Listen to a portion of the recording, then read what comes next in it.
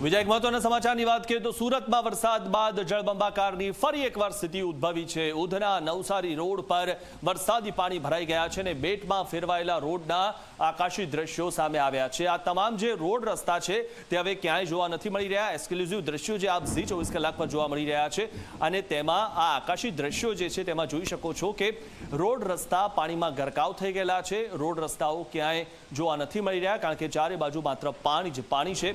Bhestan Udhna bus depot પાસે road પાણીમાં ગરકાવ થઈ ગયેલા છે। રસ્તા પર પાણી ઉભરાતા લોકો પરેશાન થઈ ઉઠ્યા છે કારણ કે એક બાજુ વરસાદી પાણી પડી રહ્યું છે, બીજી બાજુ રોડ પર પણ છે ગટરના પાણી ઉભરાઈ રહ્યા છે ને જેના કારણે લોકોની મુશ્કેલી વધી રહી છે કારણ કે પાણી જવાનો રસ્તો નથી અને બીજી બાજુ આકાશમાંથી અનરાધાર વરસાદ પડી રહ્યો છે જેના કારણે સુરતી લાલાઓની હાલત ફરી એકવાર બગડી છે કારણ કે જૂન મહિનામાં જેવી સ્થિતિ હતી, ગયા વર્ષે જેવી સ્થિતિ હતી, ફરીથી એવી જ સ્થિતિ જોવા મળી રહી છે।